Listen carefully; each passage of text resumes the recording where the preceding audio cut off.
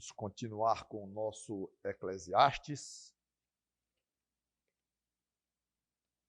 capítulo 7. Logo no início do capítulo, eu falei que até o versículo 8, Salomão ia fazer afirmações na forma de contrastes. Melhor isso do que aquilo. Às vezes ele vai explicar, às vezes ele não vai explicar. E vamos examinar de um por um. No domingo passado ficamos na primeira parte do versículo 1. Eu achei que já falava o suficiente para desenvolvermos uma pregação, como de fato fizemos, sobre a boa fama, que até falei que é melhor testemunho do que a palavra mesmo fama, a reputação. Então, trabalhamos bastante em cima desse tema. Aí hoje eu vou ficar com a segunda parte do versículo 1, o restante, e vou ficar com a primeira parte do versículo 8, porque Salomão fala de coisas mais ou menos paralelas, um mais específico do que o outro, como veremos. Então, Eclesiastes 7, segunda parte do versículo 1. E o dia da morte melhor do que o dia do nascimento.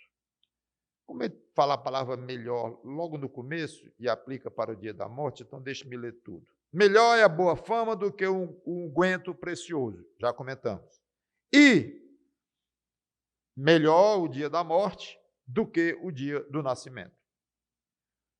No 8, na primeira parte, ele diz: melhor é o fim das coisas do que o seu princípio, parece, sendo mais geral. Vamos orar. Santo Deus, nosso bom Pai, pedimos sabedoria do alto, para entendermos o que está escrito aqui e o desenvolvimento, que está escrito de uma maneira muito resumida, muito encapsulada, nessa tentativa de abranger o que tu colocaste aqui, através de Salomão, de explicar um pouco mais. Te peço tua orientação, tua iluminação, e aos irmãos e amigos, para que todos ouçam e cada um compreenda o que deve compreender e use para o seu próprio benefício e o benefício de outros. Use as verdades aprendidas aqui, para a honra e glória do Senhor Jesus Cristo. Nós te pedimos isto. Amém. O dia da morte é melhor do que o dia do nascimento. Por que, Salomão? Não explica. Essa é daquelas que a gente tem que ficar trabalhando. Por que ele disse isso? O que ele quer dizer? E procurando outras partes do próprio livro dele e outras partes de Provérbios, que ele escreveu muito também, e outras partes da própria Bíblia, para tentar fazer uma explicação, obviamente com base, se não no que ele está explicando diretamente, mas com base em outras partes das Escrituras. Então, é claro que os estudiosos, eles tomam a liberdade de dizer, eu acho que ele disse isso por isso. Ele quis dizer assim, quis dizer assado e tal. Ele não explicou. E é válido isso desde que ninguém assuma ares de afirmar, com certeza ele disse isso. Então, eu acho isso, eu acho aquilo, e sugerir interpretações é plenamente válido, e é onde nós vamos encontrar um caminho para tornar isso útil para nós próprios. E seria muito bom se cada um tivesse a própria opinião, tivesse o próprio pensamento sobre o assunto, não ficasse só o pastor A disse isso, o escritor B disse aquilo, mas seria muito bom você ter as próprias convicções sobre muitas coisas da Bíblia, inclusive esta aqui. Então, como não podemos afirmar, eu quero sugerir duas respostas, ou duas sugestões. Sugerir sugestão é um espetáculo. Primeira é que o mundo é ruim, perverso, pecador, isso ele diz claramente. Salomão. Disse também que a vida, em grande parte, é enfado e canseira. Não há dúvida que ele disse isso. Aí não é opinião nossa, é fato. Ora, o nascimento é a entrada para um ambiente desse.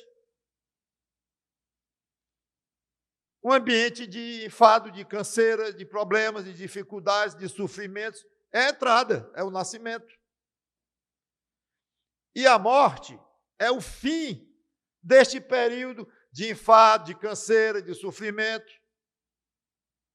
É como se fosse, ufa, encerrou essa fase da minha existência tão desagradável como Salomão deixa claro e diz que que lá ele aponta umas alegrias, vou comentar, mas de uma maneira geral, olhando para debaixo do sol, todo o segredo do livro de Eclesiastes está aí.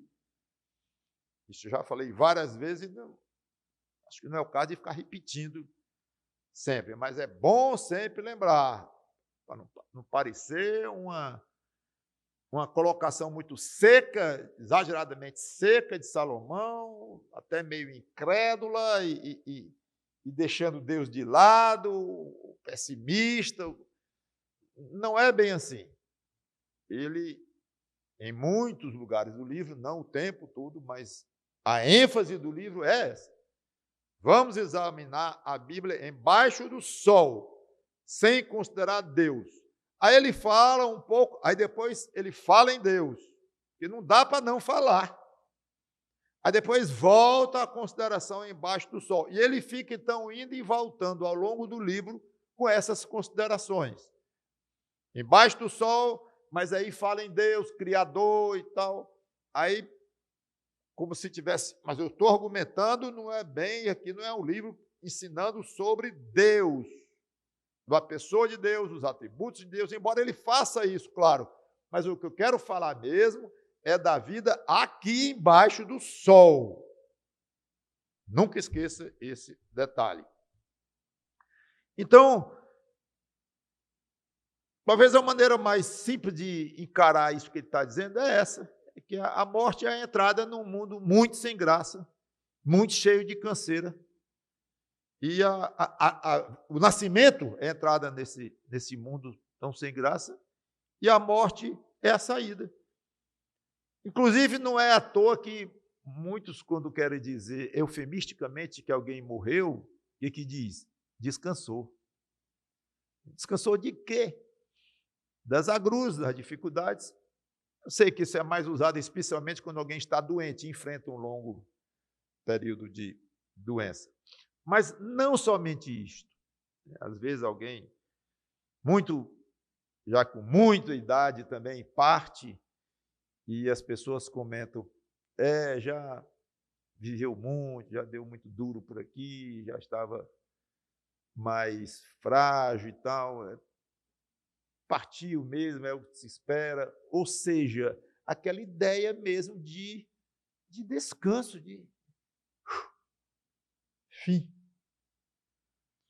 Então, considerando esta ênfase embaixo do sol que tenho falado, é como se ele estivesse dizendo, essa sugestão, é que, embora haja alegrias por aqui, ele disse que goza a tua vida com a mulher da tua mocidade. Alegria, e fala que é coisa boa comer e beber como fruto de um trabalho honesto. Ele fala algumas vezes em coisas boas nessa vida. Ele fala, sim. Mas, de uma maneira geral, ele deixa muito claro que o saldo aqui é negativo. Não vale a pena.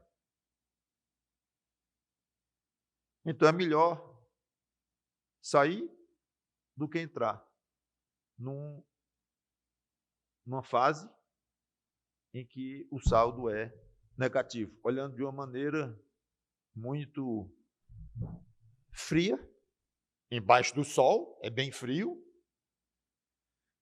É como se usa muito dizer hoje que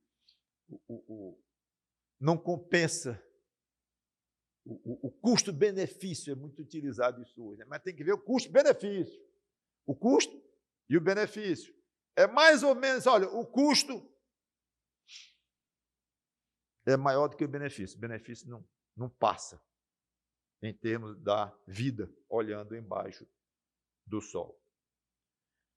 A segunda proposta ou sugestão é que talvez ele esteja olhando a morte aqui para, em vez de saída desta vida aqui, a entrada numa próxima. No momento de dar contas a Deus. De fato, ele não fala no pós-vida, nesta passagem, eu sei. Mas no livro ele fala várias vezes em dar contas a Deus. Isso ele fala em eternidade. Claramente isto. Então, a morte é como se ela assumisse ou adquirisse um peso muito maior do que o nascimento. Nesse caso, inclusive, alguns sugerem que a palavra traduzida por melhor, palavra hebraica, nós traduzimos como melhor, poderia ter uma nuance, que é válido, de mais importante,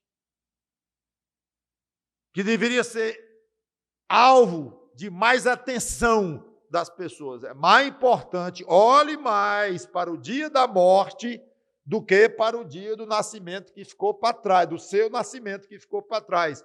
Olhe mais para cá, olhe para frente para o dia da sua morte. Então, talvez seja esse o tom, o que ele queira advertir. Como eu falei, não podemos afirmar com toda certeza. Então, o morrer, todos sabemos, é o fim da jornada na Terra. É a partir da morte que será iniciada a próxima fase da existência. Mesmo que muitos dizem, não, essa fase da existência é inexistente, ou seja, não tem mais coisa nenhuma depois. Tudo bem, mas é a nova fase, né? Não tem jeito de negar. Então, que a morte é o fim desta fase aqui, para muitos, vai começar outra etapa. A eternidade está pela frente. Para outros, não tem nada, volta a ser pó e acabou-se, pronto. Tudo bem, não é o que a Bíblia ensina, mas você quer crer assim, creia. De qualquer forma, é uma nova fase. Acabou aquela outra. Então, a hora de entrar numa fase muito diferente da que estamos vivendo é mais importante do que a hora que nós entramos nessa fase aqui, anos atrás, ou décadas atrás, ficou para trás. E tem sentido. Pensar assim, se não tivesse, eu não estaria nem propondo, né? Claro, as duas maneiras de olhar têm sentido e até se complementam de uma certa forma. E a natureza dessa nova jornada, pelo menos para aqueles que creem que haverá uma nova jornada, a natureza será de como a pessoa se encontrava ao morrer. Ao nascer, a pessoa tem toda a vida pela frente, tem muito a definir com relação à sua vida, à sua existência. Ao morrer, a definição está dada. Está resolvido. A nova fase vai depender de como a pessoa se encontra na hora da morte. Curioso isto. O outro passou a vida toda eu não sei, aqui já estou imaginando, mas o ladrãozão lá roubou, talvez até tenha assassinado, criminoso, ao lado de Cristo morrendo, lembre-te de mim quando vieres no teu reino, ainda hoje estarás comigo no paraíso. Ao apagar das luzes, na hora da morte, aquele homem teve a sua eternidade definida. Quem é que vai diminuir a importância do dia da morte? Não tem condição de diminuir. Não dá para diminuir. Não é sábio. Agora, milhões vivem como se a experiência deste mundo aqui fosse a que é a mais predominante, a mais importante, jogam a ênfase aqui demais, vibram com o bebê que nasce, fazem festa, comemoram o aniversário e tudo. Mas é curioso que talvez poucos pais ou mães, não sei, pela forma como se comportam, parece que poucos meditam sobre o que aquela criança vai enfrentar. Não aprofundam muito no significado real daquela vida que acabou de ter início, ali num bercinho, com horas de nascido. Para quê? O propósito, as providências que aquela criança deverá tomar ao longo da vida dela, para que o pós-vida seja agradável, seja bom. É como se não estivessem pensando muito para depois. Eu tenho experimentado falar algumas vezes para pessoas aleatórias sobre, especialmente com pandemia, a gente já tem muita oportunidade e tudo, mas mesmo antes disso, é meu mesmo, a morte e tal, pois é, um dia a gente vai morrer mesmo, e se morrer, morreu, é o que espera todo mundo. Ai, não faço um negócio desse, não diga isso, parece que eu estou dizendo uma coisa assim, cruz credo, né? Muda essa história, meu senhor, muda essa história de morrer, que coisa horrorosa. Fico assim pensando, mas não teve avó, não? Avô? Pai, ou mãe, ou um amigo, e ela não sabe que está nesse rumo. Eu fico pensando, as pessoas não pensam, não, no óbvio. Tem até um ditado que diz, isso tem uma coisa certa na vida, né? Que é a morte. É o caso até de nós dizendo assim, menos para a geração que estará viva quando Cristo voltar. Não haverá morte para essa turma, mas aí pode dar uma briga escatológica, deixa lá. Seja como for, Salomão pega aqui e sacode esta letargia do ser humano. Nascimento, festa de aniversário, aniversário da morte. Tem festa não. Mesmo falando de um crente, e que os outros crentes sabem que ele está no céu. 1 ano de vida no céu. 2 anos de vida no céu. Oh, maravilha, beleza. Não. Aniversário da morte, mal se fala. Por quê? Aí alguém tem uma vida errada, uma vida esquisita, uma vida que todo mundo sabe que é desequilibrada familiarmente, conjugalmente. Aí dá uma festa de aniversário. Aí vai todo mundo, e quando é do mundo mesmo, aí tem bebida, alegrias de todo jeito, algumas até inconvenientes, outras nem tanto, mas tem festa. Pois é, 60 anos de vida, 50 anos de vida, 70 anos de vida, e tome festa ou alegria, ou vai comemorar e gasta aí o salário de 2 anos comprando a prazo uma passagem para a Europa, porque vou fazer tantos anos, é um ano redondo, aí vai comemorar bonito e tal. Rapaz, é a tua vida, o que você fez nesses 40 anos, o que você edificou, o que você construiu, e qual parte desses 40 anos, 50, 60, quanto for, está olhando para frente. Então, essa afirmação de Salomão choca um pouco, porque nós estamos acostumados a inverter isso, como se o dia do nascimento fosse muito mais importante do que o dia da morte. E Salomão diz, não é. Deus diz não é, né? Deus, através de Salomão.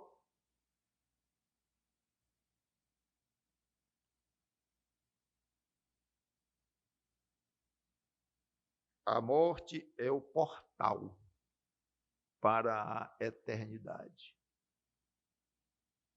Quem vive se preparando para morrer é sábio.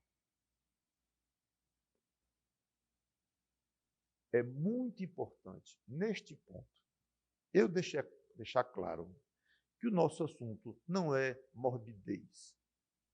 Morbidez é aquela de pensar na morte, de quase se alimentar do pensamento da morte, gosta de ler coisa de morte, gosta de histórias que falam muito de morte. Se for livro de terror, melhor ainda.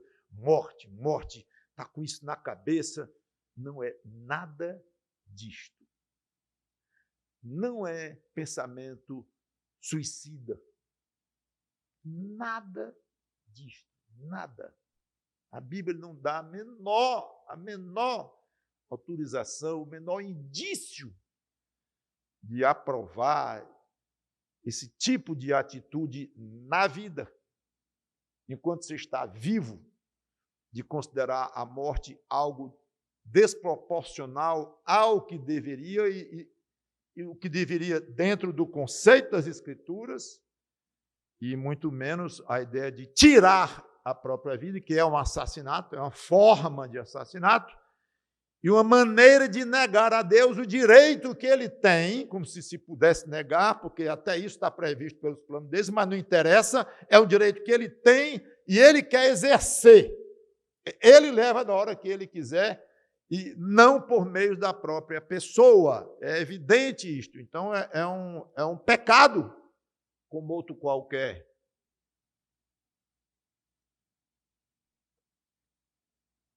É tão pecaminoso pensar-se em tirar a própria vida do que pensar em tirar a vida de outro. Entendo que não perante a lei. Primeiro que quem tirou a própria vida não vai poder mais ser julgado. Mas eu digo é no sentido de filosófico, mais real, prático, de tirar a vida de um ser humano que Deus deu a vida. Respeite essa vida aí. Então, nesse sentido, é a mesma coisa. Tirar a vida do outro ou tirar a minha própria. É de um ser humano? É. Para. Está errado. É pecaminoso. E se alguém tem vontade de tirar a própria vida e aquilo está forte na cabeça, ou pode ser o diabo soprando forte, ou a parte disto, alguma questão psicológica grave, cerebral, química, não sei, mas não vou diagnosticar, porque há vários casos. Mas, obviamente, está fora da normalidade de uma situação psicológica equilibrada, sem falar numa situação espiritual equilibrada, sem falar nem nisto. É óbvio que é considerado algo fora dos parâmetros normais. De pessoas sofrem muito e pensam em se suicidar e pedem a Deus até para aliviar, tirar a dor, até para levar, mas nunca em tirar a própria vida. Babazinha, todos conhecem aqui, a irmã Sebastiana, que morreu este ano com 99 anos, várias vezes ela dizia, várias vezes, já estou muito cansada, estou muito fraquinha, não vejo mais sentido na minha vida, e peço muito para ele me levar, mas ele é que sabe. Várias vezes. Corretíssima forma de falar. correta. Ele é que sabe. Mas eu peço para ele me levar. Aqui não tenho mais nada para fazer, dando trabalho às pessoas, e eu próprio, sempre com problema com o outro e tudo. Eu queria ir mesmo, queria ir. Estava pensando muito na morte, mas de uma maneira correta. Peço e aguardo. E eu dizia com todo respeito a ela, eu sou meio brincalhão, mas eu gostava de misturar leveza com muita seriedade. Eu digo, babá, pode continuar pedindo que um dia ele vai lhe ouvir. Eu generalizava também, como ele vai ouvir cada um de nós, nós pedimos isso aí. E pedindo ou não, vai chegar o dia de cada um, não tem jeito. Mas no contexto dela, eu dizia aí, claro que ele vai lhe ouvir, aguarde, não se exaspere e tudo. E é isso mesmo. Então, esta ressalva eu quero deixar aqui deste tamanho. Até foi logo depois que eu falei a frase, quem vive se preparando para morrer é sábio. É no contexto que nós estamos colocando aqui, e ainda vamos colocar, a pregação não acabou. Mas logo, logo eu quis deixar isso claro. O pastor está dando um tom mórbido aqui, que é para o crente estar pensando o dia todinho em morrer, eu só quero uma coisa na minha vida, morrer, ir para o céu. Não, não estou dizendo isso, nem a Bíblia diz isso. Porém, ela diz várias coisas que nós deveríamos e temos de ouvir e praticar. Mas antes de falar nos crentes, deixe-me dizer, do ponto de vista de alguém sem Deus, poderíamos dizer o seguinte, dentro desse contexto que Salomão falou. A morte leva ao descanso das agruras da vida, sim. E nesse sentido é melhor do que o dia em que nasceu, sim, já comentamos. Só que a morte leva a uma nova fase da existência, que a pessoa creia ou não, mas a Bíblia diz, o julgamento de Deus, o encontro com Deus. Esse encontro com Deus, esta prestação de contas com Deus, será feito com base no estado em que a pessoa estava no momento da morte, não no que nasceu. Acabei de comentar isso. Então, isso deve dar muito no que pensar. Muito mais do que perguntar à mãe qual foi a maternidade que nasceu, se nasceu em casa, como foi, e a hora, o dia, e comemorar, essas coisas que eu já tenho comentado, é muito mais importante. E isso deve servir como um apelo evangelístico nosso, de nós crentes, dizer, meu amigo, olhe para frente, vai chegar o dia. E quantas pessoas saíram de casa, tchau, meu bem, vou sair, volto já. Volto já.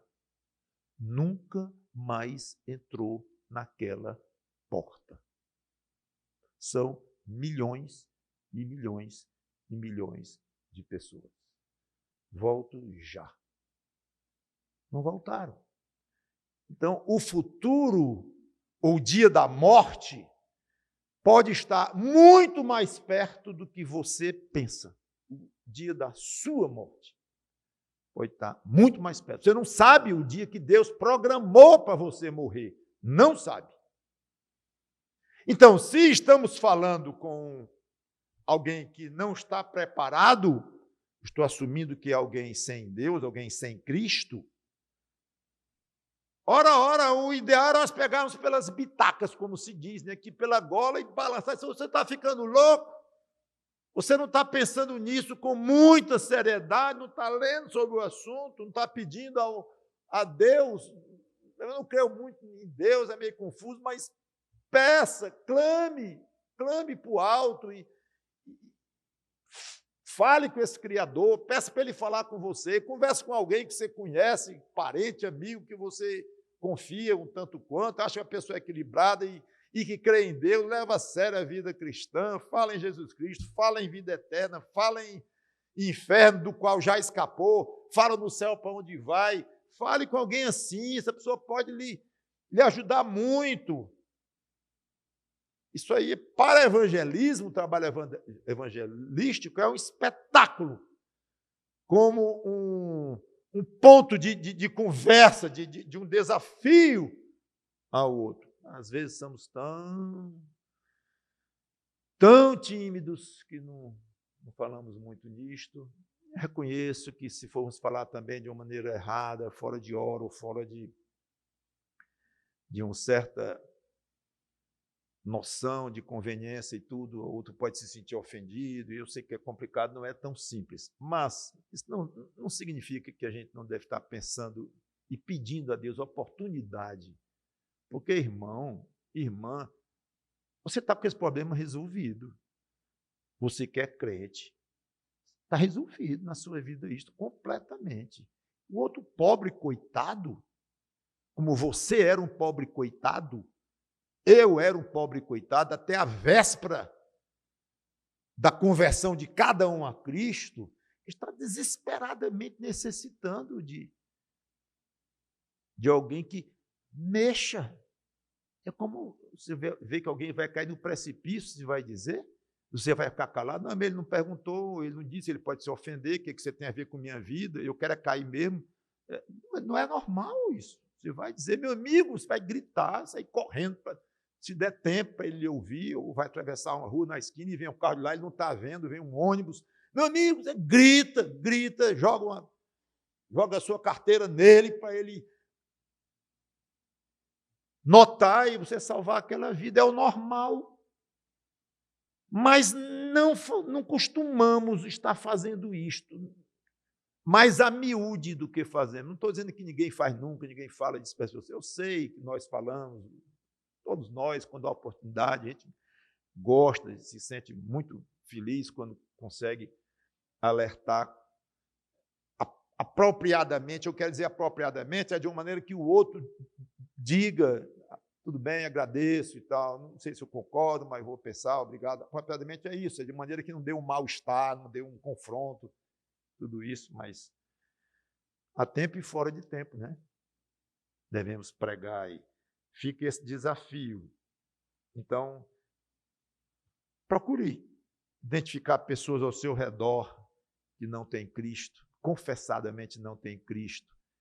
Procure identificar algumas, anotar alguns nomes, orar a Deus, Senhor, me deixa dizer para essa pessoa isto, que o dia da morte dele é muito mais importante do que o dia do nascimento dele. Vai mexer um pouco, foi o que Salomão fez. Agora, do ponto de vista do crente, esta verdade de Salomão adquire um colorido todo especial e fica fácil explicar porque é muitíssimo melhor o dia da morte do que o dia do nascimento. Ao nascer, nós estamos entrando num mundo que odeia Cristo. Ao morrer, nós vamos imediatamente para um lugar onde todos amam a Cristo.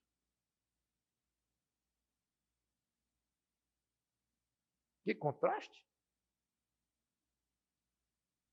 Filipenses 1:23.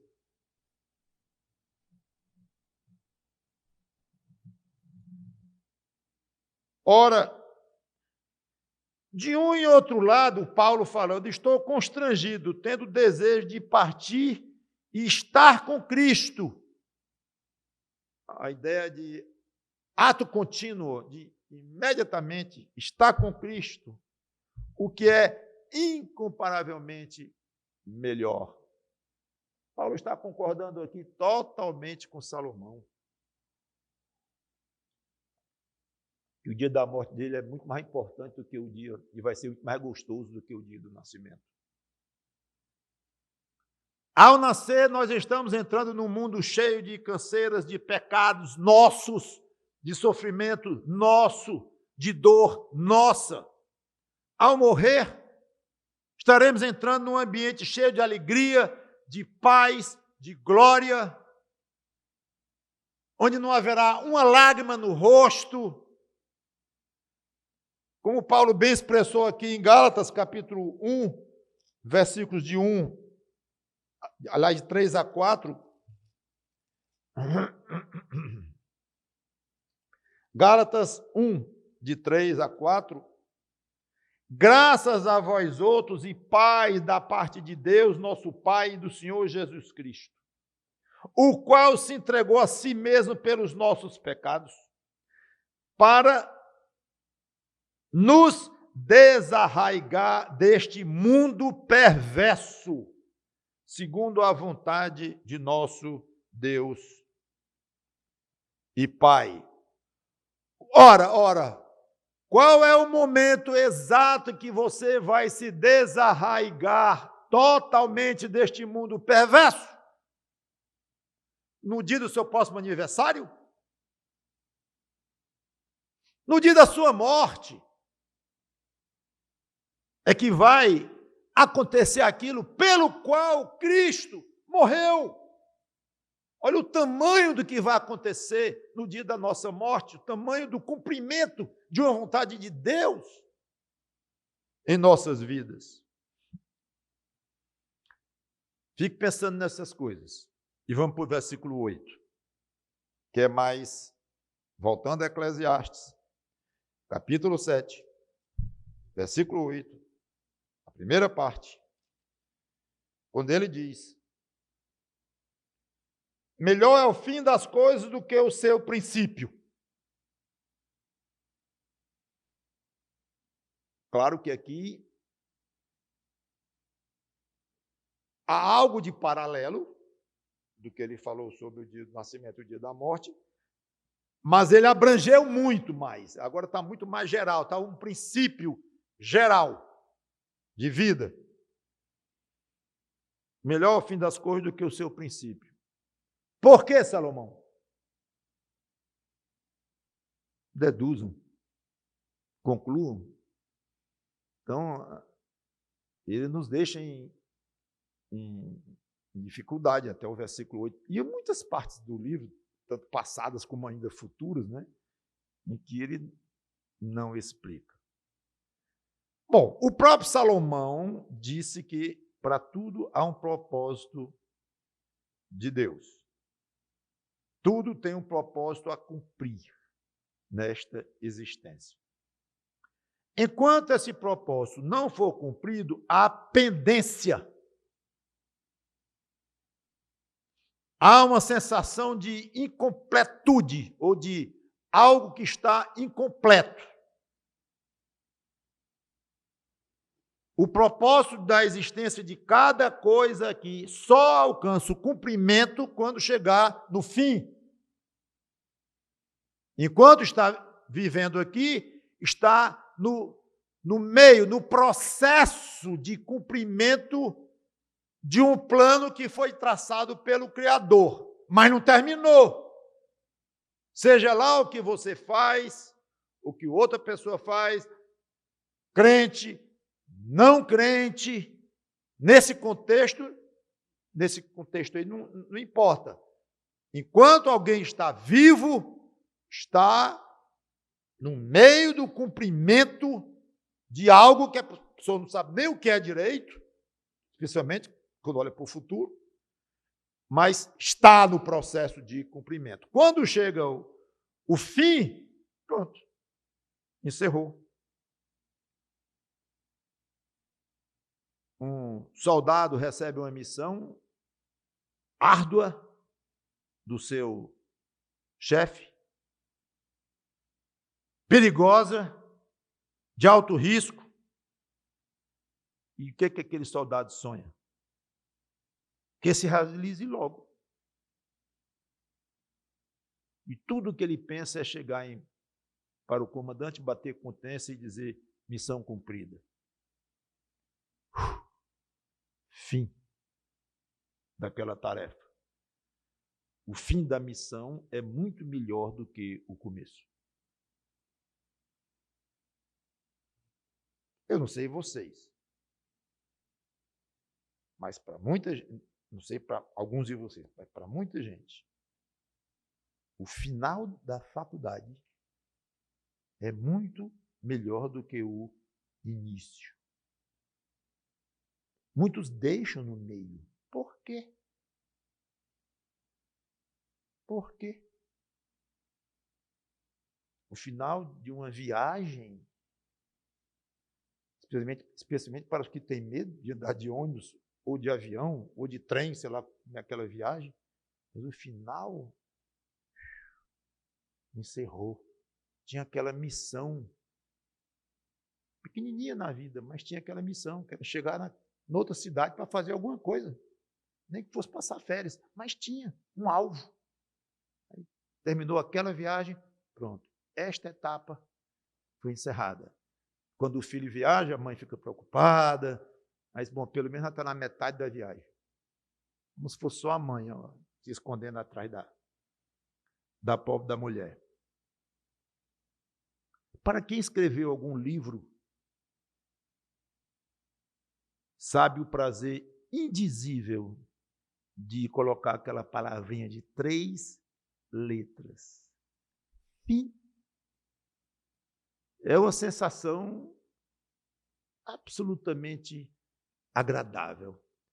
E não precisa ser um livro, basta o seu trabalho para o final do curso, que já notei que ganham muitos nomes, eu não vou nem arriscar qual é o nome atual, talvez até varie de curso para curso, mas cada um tem o seu, sua tese.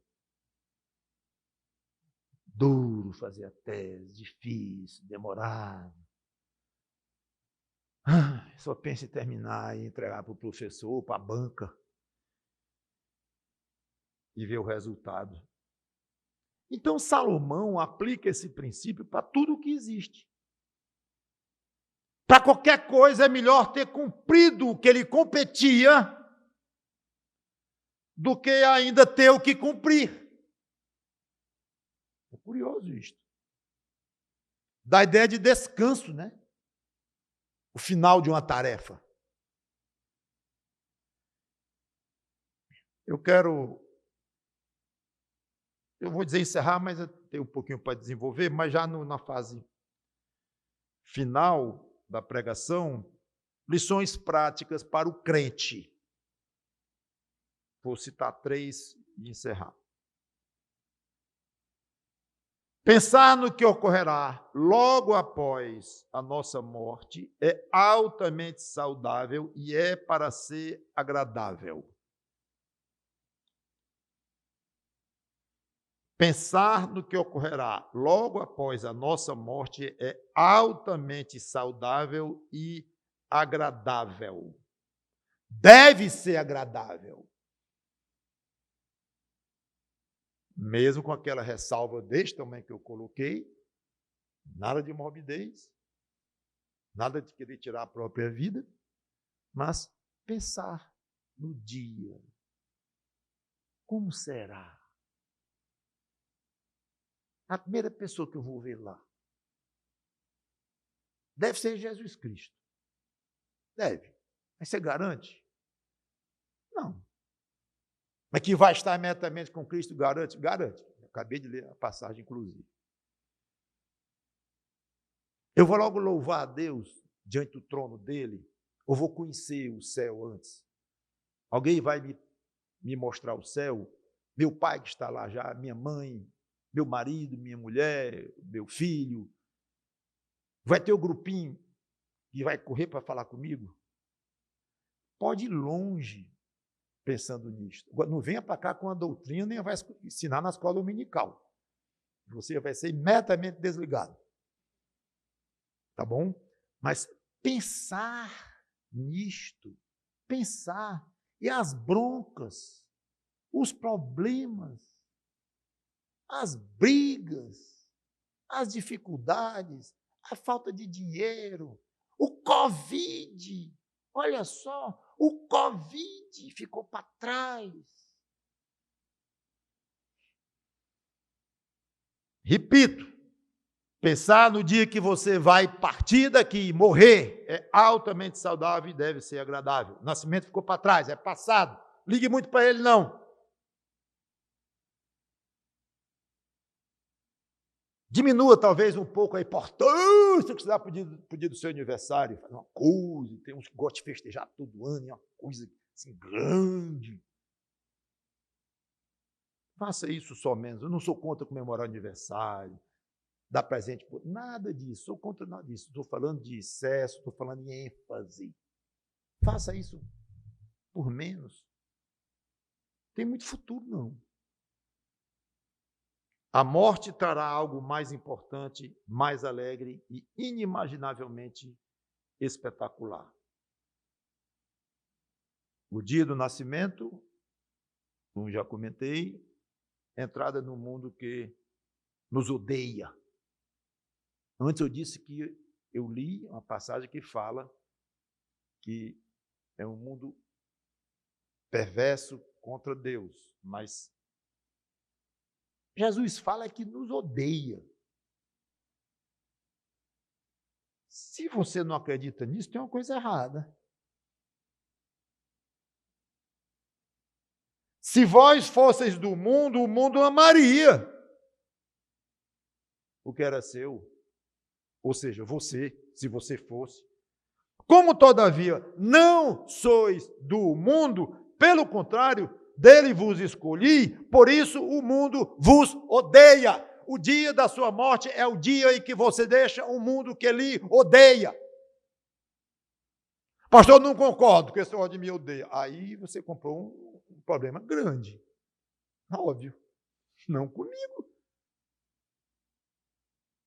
Pode ser mais claro, o mundo vos odeia. Eu vou dizer mais, eu acho que o crente que não tem essa sensação clara na sua mente, no seu espírito, ou não é crente, ou é um crente muito pouco desenvolvido nas faculdades espirituais, muito arraigado nas coisas daqui, um crente muito mundanizado. É óbvio. Porque Jesus disse, o mundo lhe odeia. Odeia não. Eu não vejo assim. Eu não penso assim. Não, isso aí que Jesus está falando só para a época de perseguição. Não. É óbvio que fica muito mais explícito o ódio do mundo quando ele prende, arrebenta alguém, espanca alguém, mata. É lógico. Mas há infinitas formas do mundo mostrar que ele odeia, que não seja ele perseguindo fisicamente. Basta um olhar de gozação que lhe ridiculariza, uma frase perante os outros que mostra ali o veneno dentro, mal se contendo para sair de uma forma mais pesada.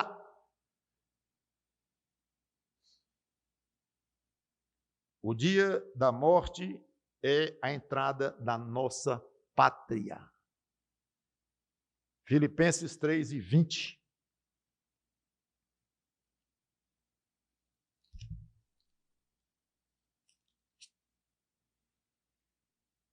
Pois a nossa pátria está nos céus.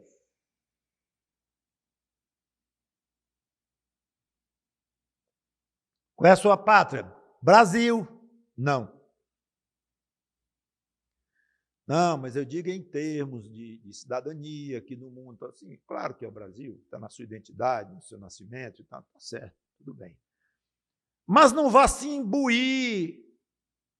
Pátria amada, idolatrada. Só se for idolatrada mesmo, porque é errado idolatrar, né? Não é para adorar a pátria nenhuma, não. Para adorar Cristo.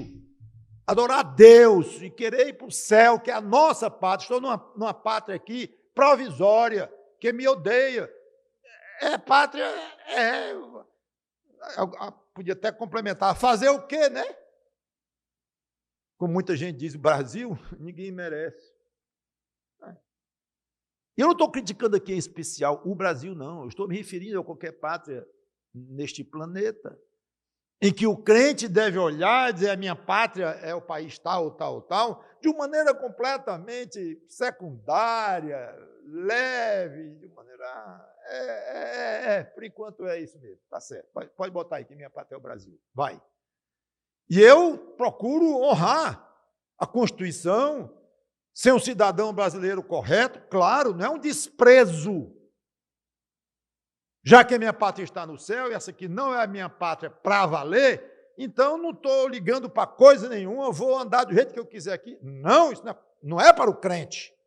Pelo contrário, é para obedecer às autoridades, à lei, tudo é para levar muito a sério a sua cidadania. Claro. Talvez, às vezes, a maneira de eu falar pode dar a entender que pode, então, deixar para lá. Não é assim.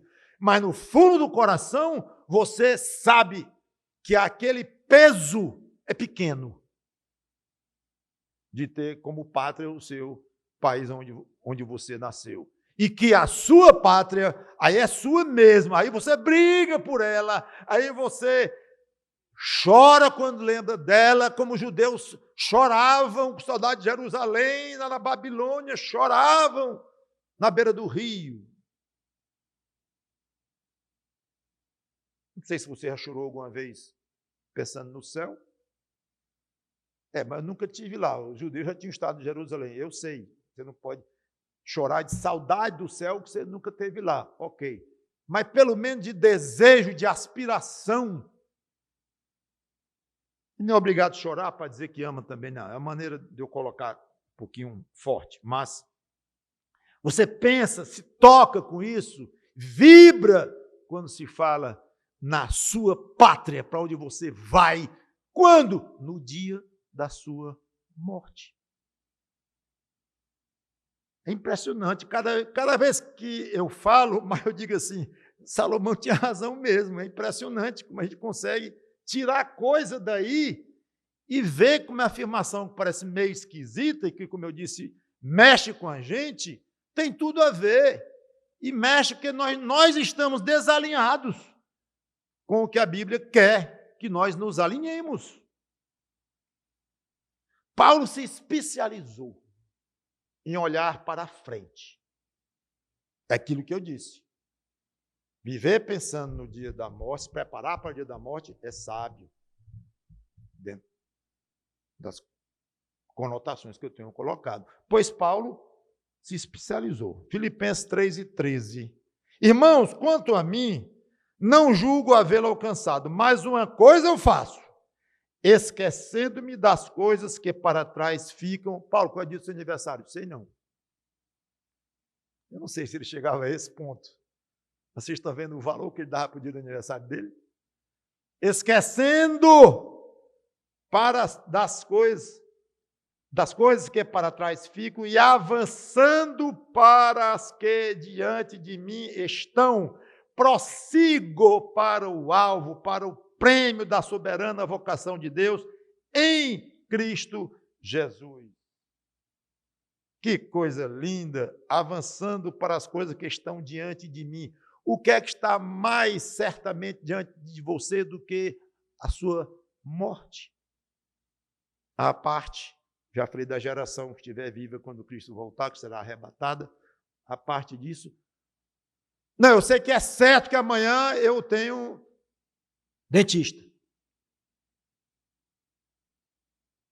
Certo, nada. Bom, pode ser certo que você agendou. O dentista pode não estar lá, pode ter adoecido, você não vai poder ir porque alguém também adoeceu, ou sei lá o quê. Não, mas eu tenho um negócio muito importante a resolver essa semana. Tem, é muito importante. É lá que eu estou olhando mesmo, para valer. Tudo bem, olhe, pense, e agende, tudo isso faz parte. Mas quantas vezes aquele negócio não se realizou naquela semana, nem na outra? Nunca. Ou então atrasou, ou mudou completamente de figura, aquilo. Quantas vezes? Então você está olhando para cá? Não, tudo bem, eu olho o para trás, eu esqueci mesmo. Mas eu tenho que olhar para frente, minha família, meus negócios e tal. Eu concordo. Claro que deve. Mas, e não estou dizendo que Paulo não olhava, não fazia os planos dele, que a gente pode provar que ele fazia. Mas, repito, ele está dizendo aqui que se especializou em olhar para o que está na frente. E o que ele estava pensando na frente não era o dentista, não. Eu posso lhe garantir. Nem era a agenda de trabalho dele ou a próxima viagem, não. Não é que ele não pensasse na próxima viagem, entenda.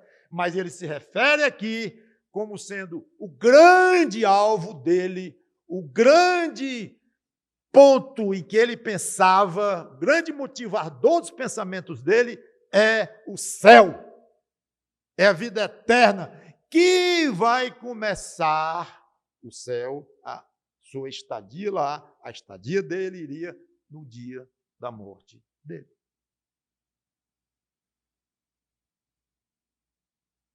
Ele foi além, Paulo, na verdade ele foi além, porque ele aprendeu a preferir a chegada da morte. 2 Coríntios 5:8.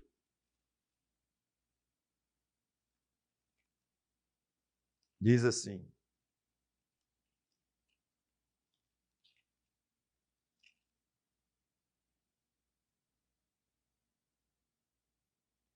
entretanto, estamos em plena confiança,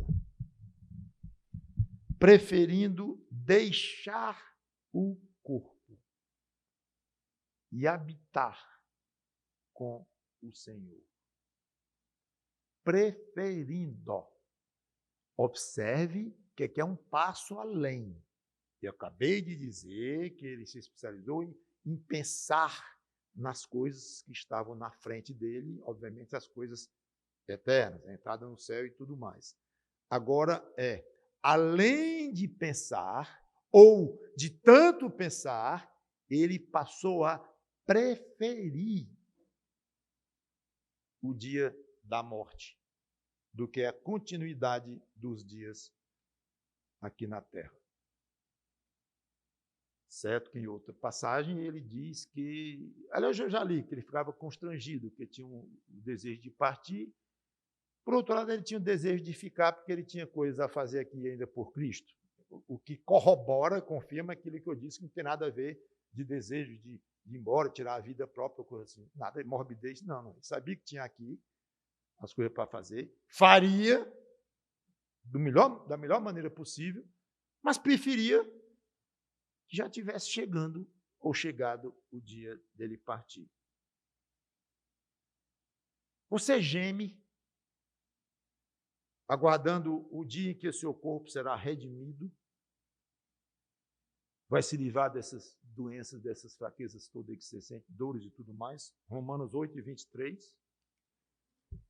Diz assim, já cheguei lá. E não somente ela, a criação, no contexto, mas também nós, crentes, que temos as primícias do Espírito, o selo do Espírito Santo em nós, nos garantindo salvação. Igualmente, gememos em nosso íntimo. Ele estava falando da criação que gemia.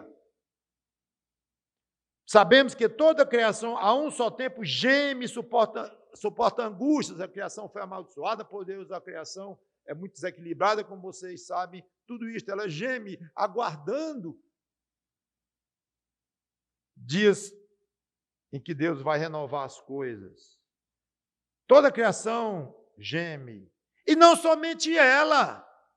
Aliás, não é só a criação de uma maneira geral, ele deu aqui como se fosse uma personalidade, uma vida à criação. Uma figura de linguagem aqui. Mas agora não é mais figura de linguagem, não. Não é mais a natureza, a criação de uma maneira geral, mas nós que temos, ele explica, nós que temos as premissas do Espírito, igualmente gememos em nosso íntimo. Pastor, eu gemo mesmo todo dia, não aguento mais de reumatismo. Não, irmãozinho. Irmãzinha, eu sei que o reumatismo brabo faz gemer mesmo. E muitas outras coisas. Não é aqui que Paulo está perguntando, não. Ele quer saber se você geme, não é de dor, não é de raiva, não é de ódio, não é de angústia, não é de desejo de ter mais, ou seja lá o que for. Saudade.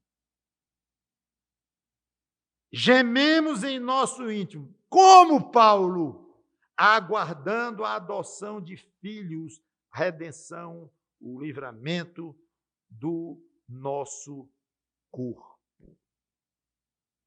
Aguardando um corpo novo, gemendo. Meu irmão, é muito desejo que uma coisa aconteça. Você gemer naquele aguardo, querendo. E eu pergunto a você, talvez um assunto bom para quando você for dormir hoje à noite. Como tem sido o meu gemido, aguardando a redenção do meu corpo, a chegada a Cristo? Eu tenho gemido por isso? Seja honesto. Seja honesto com você próprio. É pouco. É pouco. Bom, reconheça e pense, ore a Deus. Não é que é pouco, não. É que eu nem entendo isso. Eu não sei nem de que Paulo está falando aqui. Está falando grego para mim. Reconheça. Converse com Deus. Pelo menos você está vendo o que você está perdendo nessa vida de sentimentos, de gozos espirituais que qualquer crente pode ter. Não precisa ser apóstolo Paulo. Qualquer um, porque você também é primícias do Espírito. Você tem o selo do Espírito Santo. Então você, sim, pode aprender a entrar por este caminho. Não vou ler mais o livro de Hebreus, já quero terminar. O livro de Hebreus também fala que devemos olhar para frente. Hebreus 12:1. Mas o segundo ponto, esse aqui daria uma mensagem inteira. Realmente eu vou só tocar. Não apenas pensar no pós-morte, mas investir para quando chegar esse dia. Esse investimento é o trabalho feito para Deus. E nós sabemos, não é falta de aviso, sabemos que o trabalho feito aqui, nesta terra, para Deus, será altamente recompensado no céu. Eu me admirei quando fui olhar na minha concordância bíblica, passagens paralelas ou passagens cruzadas sobre galardão, recompensas futuras. Me admirei pela quantidade. Digo, puxa, fazia tempo que eu não via todas juntas assim. Muitas passagens, mas são muitas. Quanto mais agradarmos a Deus, mais galardões teremos para usar junto a Ele. Jesus disse claramente para nós ajuntarmos tesouros no céu. Ele disse, ajuntar tesouros, enquanto estamos nessa vida, ajuntar tesouros para o céu, porque aqui tem ladrão, tem ferrugem e tudo mais. Ferrugem para aquela época em que as coisas eram mais materiais guardadas, traças e coisas assim, roupas caríssimas na época, embora a traça ainda exista hoje, mas não é grande problema. Mas aqui, nessa passagem, Jesus disse, não invista nas coisas daqui, invista nas coisas de lá. E quando é que você vai começar a usufruir as coisas de lá? A partir de quando? Do dia da sua morte. Em 1 Coríntios 3, 12 e 14, Paulo fala muito no galardão, na obra que você fizer aqui, que é ouro, ou vai ser prata, o feno. É muito interessante a passagem, eu não vou ler, mas está lá claramente falando da importância de trabalhar agora, visando lá na frente. E de uma maneira geral, a terceira e última, é quanto às nossas tarefas neste mundo, procuremos nos desincumbir delas de uma maneira correta. Qualquer tarefa que alguém lhe dê para fazer, faça de uma maneira séria, responsável, conforme um filho de Deus deve fazer. Está pendente aquela tarefa que o seu chefe lhe deu, o seu pai lhe deu, se tem autoridade sobre você ainda, ou alguém lhe deu, o governo, a autoridade constituída, é uma pendência. E faça de uma maneira correta. Não estou nem aí. Vou lá pagar imposto para um país governado por uma horda de corruptos. Pode dizer o que você quiser. Não está livre de pagar imposto, não, porque é o que convém para o cidadão, como Deus quer. Da maneira que esse imposto é tratado, o seu imposto vai ser desviado para o bolso de um político, ou se não, vai ser aplicado mesmo no hospital. Não é mais com você, não é desculpa você não cumprir as tarefas que Deus tem lhe dado como cidadão, como ser humano e, muito especialmente, como crente em Jesus Cristo. Eu sei que ao nascer um filho, o pai sente grande responsabilidade. Quando o filho fica independente, chegou ao fim aquela obrigação de criar, de educar, enorme obrigação. E posso garantir, agora por experiência própria, que esse alvo é muito gostoso de ser cumprido. A sensação é muito mais agradável do que o dia que o pai vê a criança no berço. É espetacular ver a criança, o filho, no berço.